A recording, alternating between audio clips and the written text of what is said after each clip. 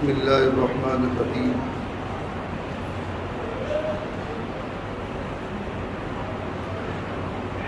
مسائل الصیام کا درس، اور آج کے درس کے 3 مسئلے ذہن نشین فرما لیں۔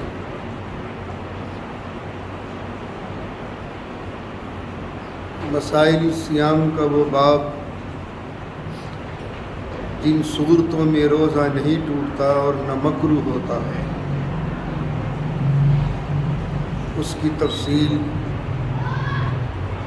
اس درس میں آپ حضرات کے سامنے آ رہی ہے۔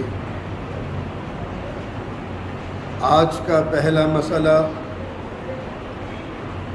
روزے کی حالت میں دانت یا داڑھ نکلوانے کا حکم۔ روزے کی حالت میں داڑھ یا دانت نکلوانا، اس میں احتیاطی پہلو رکھیں۔ اگر دانت یا داڑھ میں تکلیف زیادہ ہے اور کرب و بے چینی زیادہ ہے اور شدت سے تکلیف کی وجہ سے درد برداشت نہیں ہوتا، تو ایسے ماہر فن ڈاکٹر کو تلاش کریں کہ وہ داڑھ دانت نکال بھی دے، تکلیف کم سے کم ہو اور خون کم سے کم نکلے اور حلق میں نہ جانے پائے۔ یہ تمام شرطیں ہیں روزے کی حالت میں داڑھ یا دانت نکلوانے کی۔ اور اگر برداشت کا مادہ ہے تو پھر رات کا انتظار کریں، افطار کے بعد پھر داڑھ یا دانت نکلوائیں۔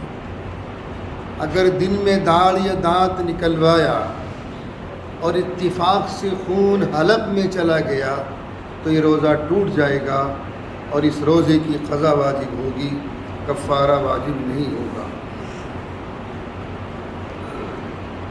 جتنے بھی مسائل میں اخذ کر کے لاتا ہوں، یہ فتاوی شامی، فتاوی عالمگیری، اسی طریقے سے فتاوی دارالعلوم اور بدائع الصنائع، یہ تمام وہ کتابیں ہیں جن سے یہ ماخذ ہے، جن کا یہ مسائل جن کا ماخذ ہے۔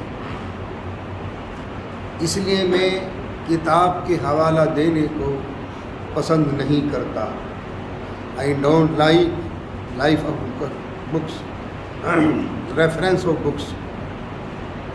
اس معنی کر یہ تسلی کے لیے میں نے آپ کو حوالہ دے دیا ہے، ورنہ میں حوالوں کا قائل نہیں ہوں۔ دوسرا مسئلہ، روزے کی حالت میں مسواک کرنے کا حکم۔ روزے کی حالت میں ہر قسم کی مسواک کرنا جائز ہے، خواہ وہ خشک ہو یا تر، یہاں تک کہ اگر اس کی تیزابیت حلق میں بھی محسوس ہو رہی ہے تو جب بھی کوئی حرج نہیں ہے۔ روزے کی حالت میں ہر قسم کی مسواک کرنا جائز ہے، اس سے روزہ نہیں ٹوٹتا۔ روزے کی حالت میں سرما، تیل لگانا جائز ہے، اس سے بھی روزہ نہیں ٹوٹتا۔ فضائل سورہ اخلاص، کل کے درس میں شان نزول اور موجودہ ترتیب کے اعتبار سے سورہ اخلاص کا نمبر کون سا ہے وہ تفصیل آپ حضرات کے سامنے آئی تھی۔ مکی اور مدنی صورتوں میں فرق کیا ہے؟ جتنی صورتیں، جتنی آیتیں ہجرت سے پہلے نازل ہو چکی ہیں وہ تو سب مکی کہلاتی ہیں، اور ہجرت کے بعد جتنا قرآن، جتنی صورتیں، جتنی آیتیں نازل ہوئی ہیں وہ سب مدنی کہلاتی ہیں۔ مکی قرآن کا مرکزی مضمون کیا ہے اور مدنی قرآن کا مرکزی مضمون کیا ہے؟ مکی قرآن کا مرکزی مضمون عقیدہ توحید، عقیدہ رسالت، عقیدہ آخرت، اسی پر بحث ہے پورے مکی قرآن میں۔ اور اتفاق یہ کہ مکی قرآن 3 حصے ہے اور مدنی قرآن 1 حصہ ہے۔ تو مکی قرآن کا جو مرکزی مضامین ہیں وہ عقیدہ توحید، عقیدہ رسالت، عقیدہ آخرت، اسی پر بحث ہے پورے قرآن مکی میں۔ مدنی قرآن کا مرکزی مضمون کیا ہے؟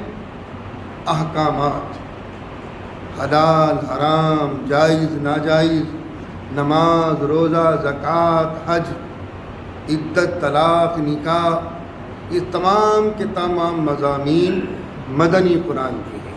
انشاءاللہ باقی تفصیل کل آئے۔